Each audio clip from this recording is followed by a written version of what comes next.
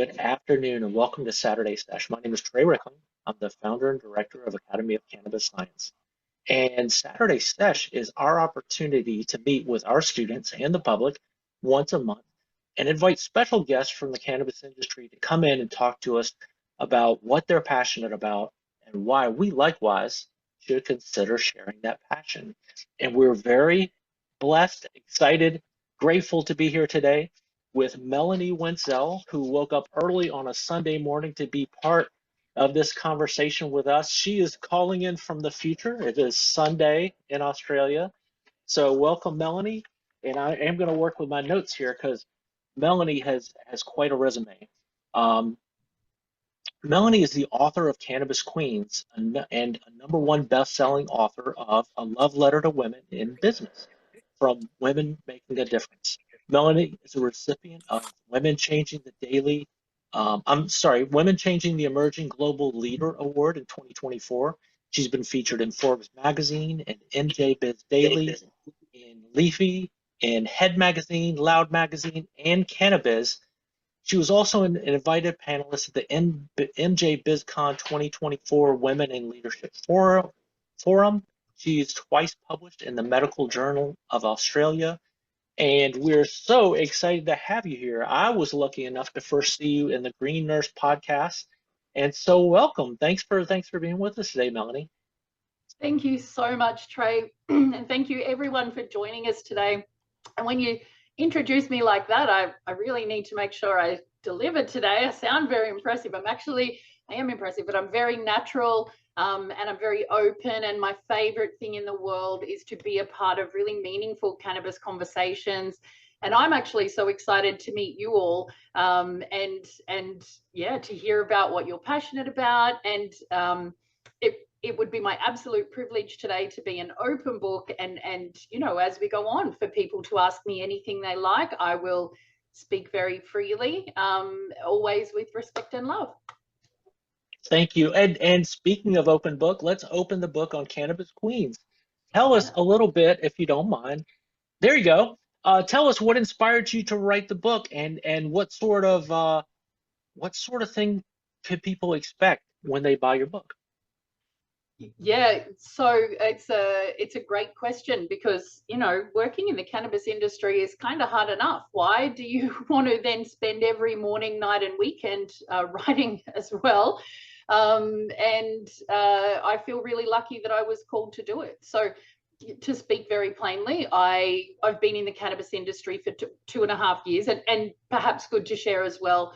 Prior to that, for a decade, I've worked in mainstream healthcare transformation as a project manager and operations manager, delivering projects for government and other bodies around person-centered care, culturally responsive care, gender responsive care, all the good stuff, right? And prior to that, how I found my way into healthcare is I did a Bachelor of Psychological Science. So I kind of already come from a background where I'm very interested in where people and healthcare intersect. I also have had a personal relationship with cannabis. It's my and Cannabis's 30-year anniversary this year because I first met cannabis when I was 15 years old. I'm now 45. And although that relationship, like any relationship, has waxed and waned over my lifetime, it's beautiful to have spent the last 2.5 years working as a cannabis professional. But it's not always easy, and it doesn't always go well. Like any industry, it can be really challenging. And the kind of short version is I'd been in cannabis about a year. I came in as a consultant. I took on a business partner. That relationship soured. I went from being in a great financial position to being in a kind of terrible one. And I had what I refer to as, you know, my cannabis crisis of confidence. I was asking the big questions, you know, and if you haven't found yourself asking those yet, please be prepared. It will happen. It happens to everyone. Do I belong here? It's easier to make money doing something else. Do I care enough about the plant? You can love the plant, but you need to really care about progressing the plant's journey to be here and do this work. Will I be valued here? Do people respect my opinion? Am I liked here? All of those really vulnerable questions. And I sat in those for a few days that, you know, my business failed on a Thursday. I sat Friday, Saturday, Sunday in those questions. And, you know, by Sunday afternoon, I kind of emerged, and I spent time with the plant during that time as well to reflect and commune with the plant and seek her wisdom. And yeah, by Sunday afternoon, I was like, well, yes, I'm going to be here because I can write strat plans, do P&Ls, write go-to-market plans, and design products for any part of healthcare, including cannabis. Or so if I'm going to do the same work, I might as well do it somewhere I can be really impactful. But then I also had to build on that and say, well, what is the joy piece for me? What have I loved about this time as a cannabis professional? What has inspired me? And then how do I use that to shift the needle? Because if I'm going to be here, I want to make an impact. And the idea was born, and I started writing a week later. And then, you know, from that moment, it took about 9 months to get me to MJBizzCon in Vegas, where we launched the book. So it was actually during a really difficult time in my cannabis career that I was inspired to do it. Fantastic. Yeah, thanks for sharing that. And would you call it cannabis confidence, crisis of confidence? Yeah, my cannabis crisis of confidence. I love that. And like you said, anybody who's done this work for a minute can relate, because not all money is green, right? And you can certainly find yourself involved with a plant and herb and medicine that you really love, but feel like you're in an environment that doesn't reflect that loving, inclusive, positive, healing spirit, right? Some people are not in this for the same reason you are. And so to be able to recognize that and then act on it is hard. Let me ask you, in your book, you highlight the stories of some very influential women in this industry. How do you see the role of women evolving in the industry, and what roles or barriers rather still need to be broken down, still need some work? Yeah, look, so that's a great question, and it's one that it's kind of the meat of the whole piece, right? Is like, what are the problems and how do we fix them? The first thing I want to say is that one of those influential women that appear in the book is here with us today, and it's actually Holly Butler. So Holly is a part of the book, which is wonderful, along with really there were 300 women whose stories touch this book. I did a global survey, and I had 212 really great in-depth responses that I later coded and turned into data. And then I did formal interviews with 75 women, and that took, and women or anyone who identifies as a woman. So obviously that brought a more appropriate and correct definition of women. You know, anyone who fancies it. I sat with these women and I heard their stories, and we cried and we laughed and we spoke about it. And I realized as the interviews went on, I realized quite quickly actually about myself that there were learnings in this process for me I didn't realize I needed or didn't realize would come. And very quickly early on, once I reached that interview phase, I realized that actually I'm quite a spiritual person, you know, and I know a lot of us are who are familiar with the plant, but I'm going to echo what so many women in this industry and men say, you know, and I felt called to do this work. And rather than attach myself to an outcome, yes, I wanted to move the needle. I wanted to do it by amplifying women's voices, but removing myself from that attachment to a particular outcome, commercial outcome, or anything else for the book, and just becoming a vessel for these stories, and then writing intuitively after so many women had shared their personal stories with me. The book kind of took care of itself. That's not to say that I didn't work like 18 hours a day for 9 months straight, but what that is to say is that the stories guided me rather than me guide the stories. So what needs to be broken down? What were the major barriers?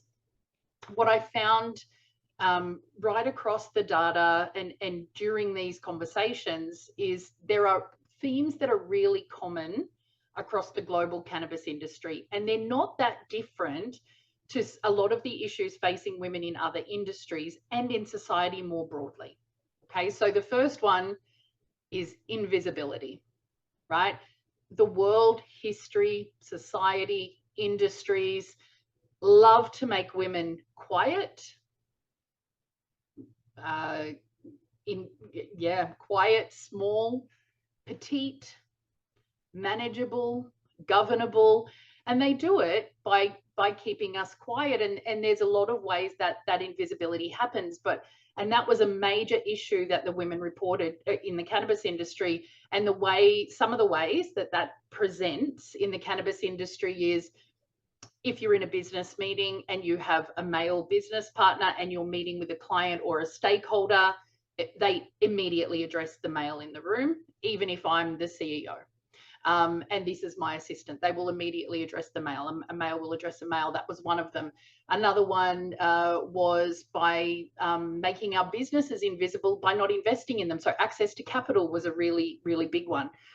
One of the other, very obvious, and again, we see this right through society and culture, is the sexualization of women, right? Because when you sexualize a woman, you turn her into an object. So you objectify a woman. When a woman is an object, she is not deserving of your interaction, communication, respect, energy, effort, because she is simply an object. So when we, anyone, society, men, whoever, sexualizes a woman, when a woman can sexualize the hell out of herself, fabulous, get it, girl, I'm here for it. But when someone else sexualizes a woman, they do it to knock her down a peg. They do it to make her an object, someone who is not self-determined. And there is a lot of that goes on. The third really major one is around language, how we speak to women and how we speak about women. And that includes how women speak about women and to other women. And in Australia, and it's different by region. Over sexualization, unwanted touching was most prevalent in North America. Invisibility and treating women as though they don't have a voice or aren't deserving of engaging in business conversations was most prevalent in Europe. And that was compounded depending on what country you come from. In Africa, it was the over-sexualization, not so much the touching that occurred in North America, but the idea not only of booth babes, but even in advertising and branding in Africa, that was really prevalent. And in Australia, it was around language. And I won't drop the C-bomb today, but there are two really powerful, detrimental words that are used about women. And one is cute and one is C-U-N-T. And that second word, the C-bomb, is it's actually quite colloquial in Australia, and it can be used in a really positive sense, but I'm talking about instances where it's not. So when we call women cute, we're objectifying them, we're still sexualizing them, but we're doing it in a good little girl kind of way, a pat on the head, dismissive. Or when we use the other C word about women, and we use it to them, it's as an aggression to manage or control that person and show our dominance, or it's used behind their back. Or she's this, she's that, don't do business with her. So it's a real mix, but they're kind of the barriers that women are reporting seeing. And yeah, I mean, it's not unique to cannabis, but it presents very clearly in cannabis. Wow. And, we could spend a whole hour just talking about this question. And that was a deep response. And thank you for the finesse of that, like talking regionally, because even in North America, I think what I call the girls on roller skates approach to cannabis, right? Love roller skating, but you go to a conference or you go to an event and tends, I think, more what I've seen more to be California brands, although there's some really good California brands. Sometimes it's wrapped up in that, seeing women dressed up as mermaids sitting in a hot tub, slinging samples, or people asked to wear really skimpy outfits and promote a brand. And like you said, if they choose that, that's one thing. But sometimes people also will take a gig just to get their foot in the door and feel like this is what they have to do, or they have to compromise what they would normally do to get in. And so we have a lot of these conversations with our students who sometimes are just hungry to get a start, right? And so we encourage people to take a breath, take a step back, make sure that the company aligns with what you believe in, at Yeah. least in their marketing message and how they present. And then sometimes it looks good from the outside. You don't know till you get on the inside. Um, right? I agree. And, you know, the other thing I want to point out is on that, to build on that, is within the cannabis industry, oftentimes from outside, people think the cannabis industry is some magical land of Oz where you walk through the green gates and everything is about cannabis and amazing, and it's very specific, completely unique to this industry. And it's absolute bloody rubbish. We have accountants, we have marketers, we have CFOs, we have retail stuff. We have all of the same things that you have in every other industry.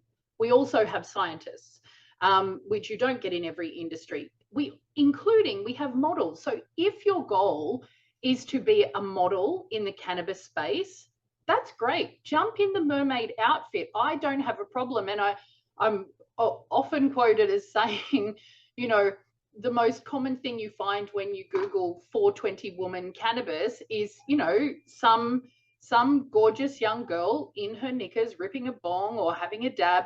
And I love those women. I even say in the book, you know, at some point every month or every week, we're all her. That's no problem. But the issue is that showing the rest of what we do. So if your goal is to be a model in the cannabis industry, put on the shell bra. But if you have studied cannabis and if you are a scientist or if you are a health professional, do not, for God's sake, put on the shell bra, right? Do not.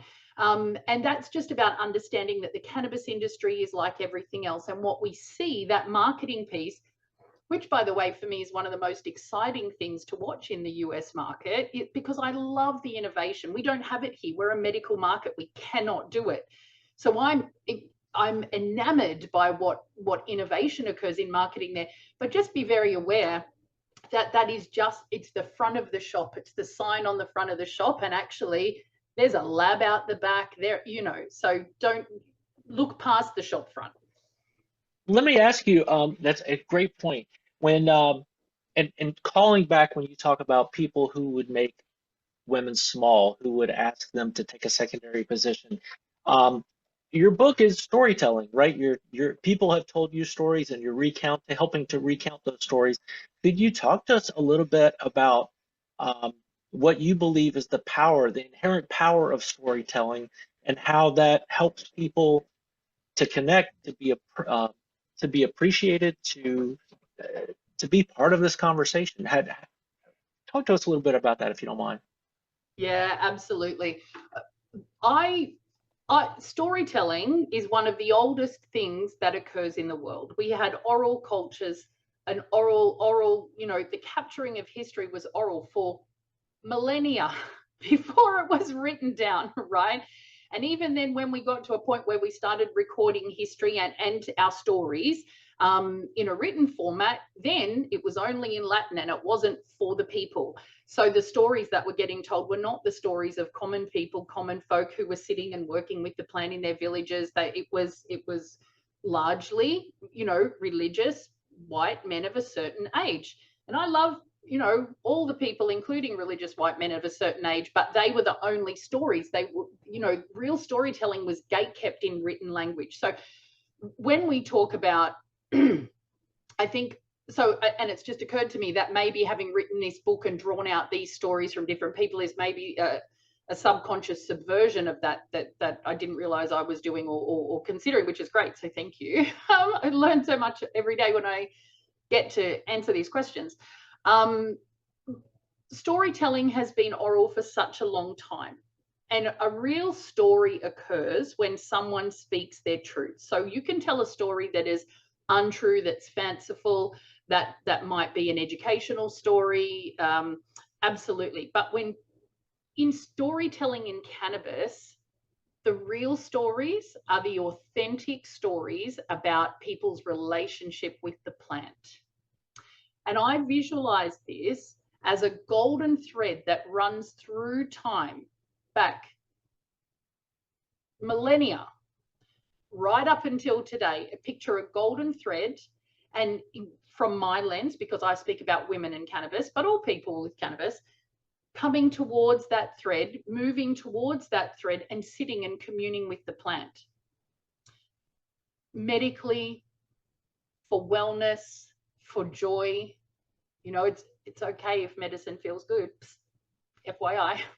Um, so that golden thread is the stories, as far as I'm concerned. And where those stories come together, where we commune around them, is where we sit, either with the plant or not with the plant, and talk about our relationship with the plant. So when I think about it today, when I sit and I girl sesh with my friends, which is something I did yesterday and something that I'll be doing at 3 o'clock this afternoon, my time, and we share stories, I truly visualize going back through time, and I think about all the other women who sat and communed with the plant and how they've shared their stories. And I think that's the power in it, is that women have been sitting and people, but women have been sitting and communing with the plant for so long, sharing stories. And I don't imagine what I'm going to be doing at 3 o'clock this afternoon is very different at all to what, you know, women in Germany were doing in the 1500s, or what women in Egypt were doing, you know, 2000 years ago. So for me, I think it's about, the stories exist, they've existed for a long time. It's about moving towards that golden thread, sitting with the plant and sharing those. By sharing them, we do two things. One, we reduce stigma. Stigma is that societal piece, you know, where there's a misconception about what sitting with the plant means. We do a little bit of that when we come together and storytell, but we're kind of in our canna bubble. So we work less on stigma when we do that. But what we do work on is the internalized shame that stigma causes. So when I sit with my friends and we consume together and I go, this is a true story. I go, oh God, I'm in perimenopause. My cycle's down to 15 days. You know, I'm finding that when I can feel I'm having a high estrogen day, I know my anandamide is high, so I'm much more THC sensitive. So I'm definitely only going to, you know, consume very lightly today. Every other woman in that circle who has a similar experience, their shame and the secrecy around it lifts. So that's what I think. I think it's about connecting through time, and I think it's about, you know, conversations lift shame and they lift the mystery. Thank you. Golden thread. I love that. And like we talk to our students, this is grandma medicine, right? And in another world, without prohibition, we would have learned this not from a class or not from having to look up books, but we would have learned it from the people closest to us, right? Because there didn't used to be a CVS or a Walgreens. If you wanted medicine, you grew it, or you were friends with somebody who knew how to grow it, collect it, prepare it, whether in poultice or tea or smokable or some other form. So thanks for reminding us of that golden thread, because you're right. It's very much the same activity, very much the same communion, and absolutely the same plant. Sometimes morphed a little bit genetically or affected certainly by humans, but similar experience. So our students have been very patient, or our people in this room have been very patient, because I know they would love to ask you some questions. That's what I suspect. So I'm gonna clear myself out the way for a minute and ask, who has a question for Melanie? You feel free to raise your hand. You can do that or just speak up. I'll speak up because I couldn't find the hand thingy. Oh, you're right. Um, Okay. I just had to let you know that my daughter moved to Australia exactly a year ago, Oh, and wow. I've never been happier. I'm very happy she did. She's in the best place she possibly could be. She did smoke cannabis when she lives here, and I'm so floored that you're from Australia. You did answer one of the questions I have, was because I know it's not legal there, because she came from a legal state, which is Las Vegas, and she had to go cold turkey because you don't take that stuff on a plane overseas, right? Not in Correct. Australia. Um, are you trying to get it in Australia as a recreational as well? I mean, is it medical yet, or is that still to happen? Yeah, no, that's a great question. So we have been medical for 8 years now in Australia. We've just started into our 9th year of medical. So how it works in Australia, it's a little bit different from the US medical cannabis market, in the sense that in the US, obviously you get a recommendation from a physician, and then you kind of move into the retail sector, which is going into dispensaries. So the medical part of that experience is just enough. And you know, I'm quite familiar because I've done some work in the US. It's really just around, you know, it's largely great in-depth prescribing and cannabis care and coaching doesn't happen with the physician, you know. So in terms of it being medical, it's kind of a check-off medical, and then you go into the retail space. In Australia, it's quite different. Our general practitioners, who are our primary care physicians, have to write a prescription. So it's not just a recommendation to say you're suitable. It's actually a bit like pharma, a prescription. I'm going to prescribe you this brand, this product, this is your dosage, this is your titration, and you have to access it through a registered pharmacist. So there is no retail space. So we don't have, well, our dispensaries are really pharmacies that you can go into. What we're finding in Australia, yes, there is a push for adult use. I still think it's probably 3 or 4 years away. Australia is, you know, for a penal colony, for a bunch of convicts who were sent out here, you know, there are some really conservative attitudes in Australia, so much so that only 5% of the doctors in Australia currently prescribe cannabis after 8 full years. That's really challenging. I mean, it's wild, because then access is an issue. It's definitely less of an issue now, but it's still all privately funded. You know, you have to pay. It costs, cannabis medicines in Australia cost about $12 a gram. You only get them in 10-gram tubs. So it's kind of like 70 Australian dollars for a consult with a doctor who prescribes cannabis, and then 120 bucks to get your foot in the door with some product. So there's also those restrictions, and we definitely don't have the range of formats and formulations that you have in the US. We do have about 1,600 individual cannabis medicines. In terms of what's prescribed in Australia, and I think this is probably interesting because it's going to be different, and we are able to track it because it's a prescription service. In Australia last year, 70% of cannabis medicines prescribed were flower, dried flower. 15% was oils or tinctures, and 15% was other formats, because we are seeing the rise here of pastilles or edibles, wafers, some inhaler pumps. Now, 2 years before, in 2022, it was still 70% flower. Aussies love their flower. But it was 30% oils or tinctures, and really no other format. So you can watch our industry emerging very slowly, and that innovation creeping through. So she can get prescribed. There is no list of qualifying conditions in Australia. It's down to clinical decision-making by a doctor. And Diane, I welcome you to put her in touch with me if she needs a connection here. I'm happy to help. Oh my gosh, that is so lovely.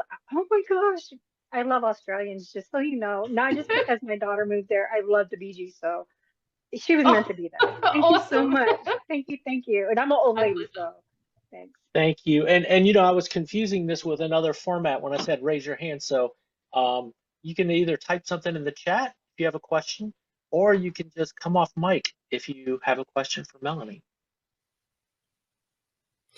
Hi, Melanie. My name is Brittany. I don't know if you'll even really have an answer for this question. I know you're really into the healthcare a sector of this industry, but I was just wondering if there's any advice you might be able to give an aspiring female wanting to break into the industry in general, but specifically into like the luxury 420 related retreat sector with luxury clientele or VIP clientele, kind of just more of high level, high end. Beautiful. Yeah, absolutely. Thank you for that question. I can. So, you know, immediately there's 2 things I want to say. The first one is networking is everything, because there are some super connectors in this industry who probably appear so far advanced in the industry and so, you know, well known or whatever it is that they seem unapproachable. But in fact, I think you will find that anyone that you see, especially a woman, especially someone who speaks about women in cannabis, I'm talking about people like Heidi Whitman in the UK, who runs Empower Her Cannabis Society, who's a very good friend of mine. I'm talking about Jocelyn Prefontaine, who is out of Canada, and her and Kate Holsty from Boveda. So Jocelyn is from Twister, Kate is from Boveda. They've just started a new movement. I know a girl. I'm a member of We Are Jane in Missouri. There are lots and lots and lots of women in these organizations, and you will find that they are the super connectors. And often what will happen is people will come to one of us or come into one of these kind of group chats and say, hi, I'm new, and really appropriately, I'm new in this space. This is what I've done. This is my aspiration. Can anyone give me advice? I think you will find you will have a board of fairy bud mothers quicker than you can believe it. So that's my first piece, is to approach women who are doing beautiful work. And a really good one for you would be, if you don't know her already, is Vanessa Oliver. She's amazing and magical. She's quoted in the book as saying 420 is my angel number. And she does some beautiful, really high class events. The other one is Adelia Carrillo, who runs Blunt Brunch. Again, and she has Event High. So any of those sorts of women, connect with them and just say, and say, Mel Wentzel sent me, So I think that will go a long way. The second thing is I would have a look what's in the market now. So for me, I'm very proud to be an affiliate of Coral Cove Resort in Jamaica. And how I became friends with Coral Cove is that Kiko Beatty, who you all may know or have heard of. She is in my book, but she's also out in California. She's their director of outreach. And I've done some work with Coral Cove because of her. Adam Abadili, who is in New York Cannabis, he's also a surgeon and he's the CEO there. Have a look at what they're doing, look at what you like, and look at what you can take from those learnings. And again, strike up a conversation. So I think it's having a look at who's in the space and connecting with them, because what that will do is also guide you, because there will be things that you can't see or can't perceive at this point that are going to unlock new thinking for you. So I hope that's helpful. Thank you so much. That's so helpful. Good. Brittany, thanks for the question. That's fantastic. And if you all are on LinkedIn, I encourage you to add Melanie, to follow Melanie. And if you're not on LinkedIn, you're missing a lot, because it's a great professional space for cannabis. It really, really is.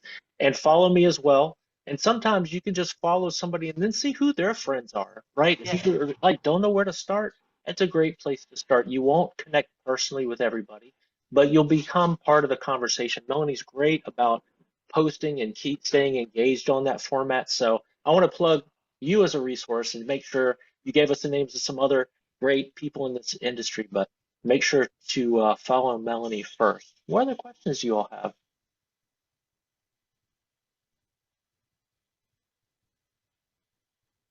Please don't be shy. I'm so excited to be here in this conversation. So please speak up, because I'm keen. I'm half Hawaiian. I speak a lot. So, and that's why another reason I have a very strong connection, because that's where our people came through. So we love you anyway. I just, how did you keep going and make a book in a country that did not recognize this thing that you love, right? Because we hit it, and I'm just imagining, because I know how hard Australia.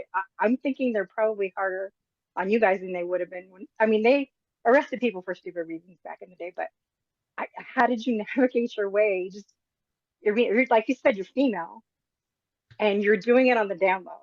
So how did you keep that passion? I know you said you had a falling out with her and I'm glad you said it is a her, because that's a mothering, nurturing thing. How did you and then make this gigantic, this book? It's an awesome name, by the way. Thank you. How did you keep that passion, and how did you not give up and just keep going in a place that's probably worse than it would have been here? You don't have a state you can go to. It's all the same everywhere you go, right? Yeah, correct.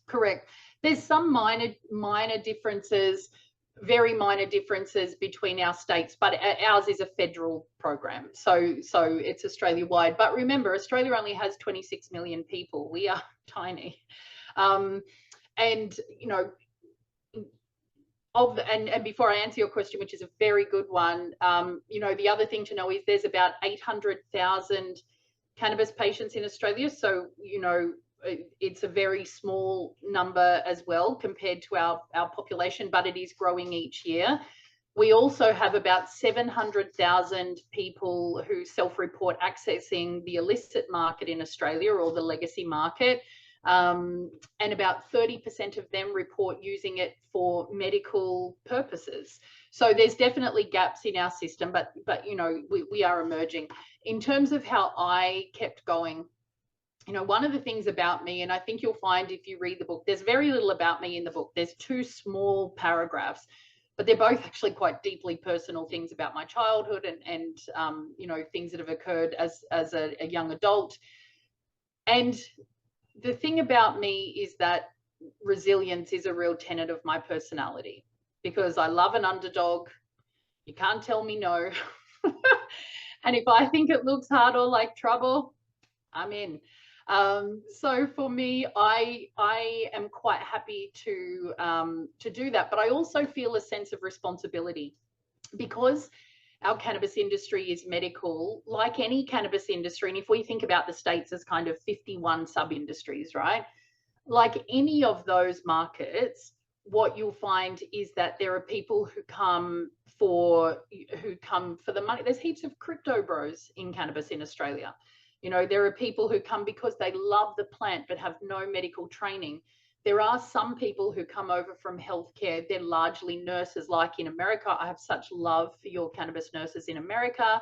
I'm so proud to call some of your most amazing ones my friends, Dawn Marie Steenstra, you know, Heather Manis, Marilyn Mathry, like legends. You know, so we get some of those type of people in Australia, but what we didn't have in our industry is someone with my kind of experience in healthcare transformation, system reform.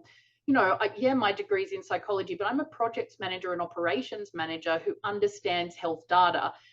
So for me, I felt a bit of a responsibility to bring that knowledge to cannabis, because what drives me is implementing emerging and innovative models of care, and cannabis is such a good fit for that bucket.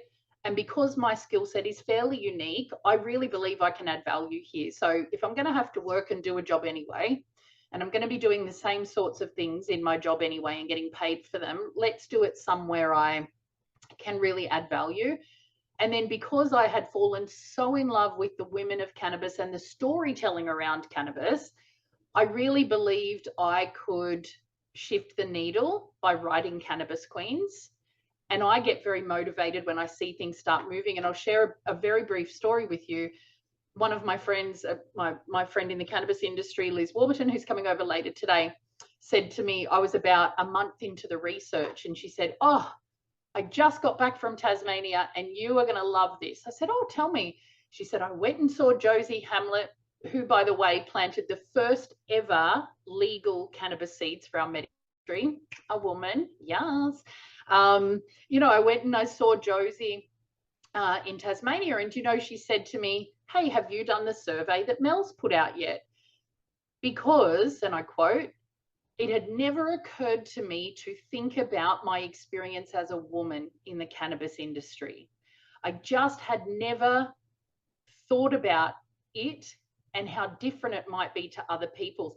And I knew I had something. And then I had a lot of those little magic moments and reminders throughout the process. And I think it's day by day, because it wasn't easy every day. It's still not easy every day. But yeah, I take those wins. And when I can hear change and when I can see change, that keeps me going. Thank you so much. My pleasure. Thank you. And Madison.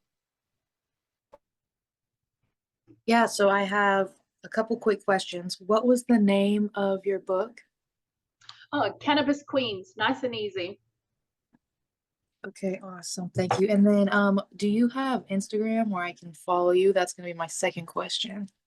Oh, do you know, thank you so much. I would love to say yes to that, but I recently made the decision to remove myself from all Meta platforms and all platforms owned by Elon Musk, because that is one of the ways I can live my values and not support people who do not support women and bodily autonomy.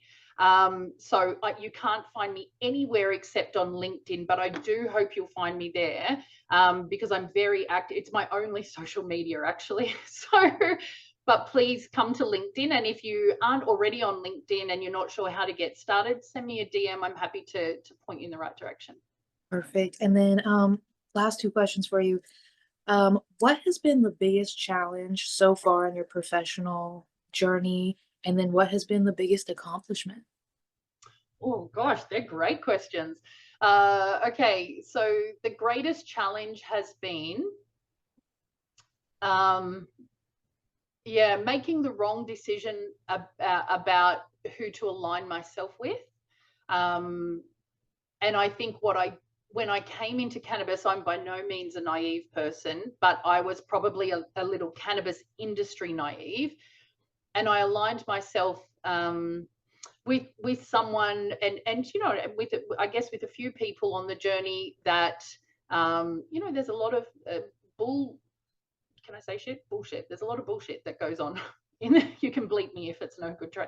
You know, there's a lot of people who come in and they talk a big game, but when it comes to it, you know, masks fall very quickly, you know, during long work days. And then when I started to realize and see red flags in some of these relationships, the other thing that was a challenge and that I let myself down with is that I didn't act quickly enough to find myself with people who better aligned. So I probably spent my first year in cannabis understanding the different archetypes of people in cannabis. So probably that. I felt in hindsight, I was quite naive, but once you work it out, boom, it flies. My greatest achievement, you know, I would love to say, and I'll give you two answers to this. There's, you know, I would love to say it's the book, but actually I don't think it's the book itself, even though I'm very proud of it. It's actually the relationships that I have formed during the process of the book. And they're an achievement in the sense that I've really learned to show up as myself and to really work and live and speak with love and authenticity, to be myself. And you have to learn to love yourself when you turn up in these relationships, you know, and that's really important and really special to me. And there's, it's a real privilege. So my greatest achievement is really learning to turn up as the best version of myself, so authentic, and to be so vulnerable, because it's actually a really hard thing to do. But you know, what is the one achievement that really like ticked my box? It was pretty cool getting into Forbes. I'm not going to lie. That was pretty cool. I was pretty happy with that. No, I hear you, and thank you. Good questions all around you all. Y'all never disappoint. And sometimes I'm scratching them off on my list, and sometimes I was like, I didn't even think to ask that. Melanie, thank you again for spending time with us. I hope this is not going to be the end of our conversation. I am going to reach out to you because I've got some notes that I've got some further conversation I hope that we can have. Awesome. I encourage you all, if you do find yourself in a situation like Melanie mentions, don't beat yourself up about it, right? Sometimes we just make a misstep, and sometimes our most valuable lessons are understanding what's not the real jade, as my grandma used to say. You got to know a fake before you know the real well, you know what a real gem is, right? And so sometimes you got to learn those lessons the hard way. But don't stay in a rut, right? There are a lot of good people in this industry as well. And so sometimes you just gotta filter through, as you said. You gotta learn the archetypes, or know, you know, look for what red flags to look for, that sort of thing. So thank you all so much. Melanie, I put your website in the chat here, so melaniewentzel.com. We encourage you to do that and to buy and read Cannabis Queens, and then once you do, share it with somebody else. These are stories from our peers in this industry worldwide, as you've heard. And so don't get locked in just by the knowledge base that surrounds you immediately. That's what we're all about, is cross-pollination and learning from other people, other cultures, other stories. And Melanie, thanks for cross-pollinating with us today. It was a joy, and we hope the rest of your Sunday, our Saturday, will be a great one. Perfect. Thank you. And thank you again for the opportunity. And thank you everyone for coming and indulging me in spending some time. I just saw a question pop up in the chat about buying the book. That you can access it through my website that Trey put in there, but also www.cannabisqueens.world. And I'm very fortunate that if you just Google Cannabis Queens, it comes right up. So which I felt was very cool when that happened. So the small wins. Yeah, so thank you, Trey, for holding space, not just this week with me, but for everything you've done for 10 years. I'm actually really excited to go on a learning journey with you myself. So thank you, everyone. I'm so grateful, and please connect with me on LinkedIn. I want to consider you all friends moving forward.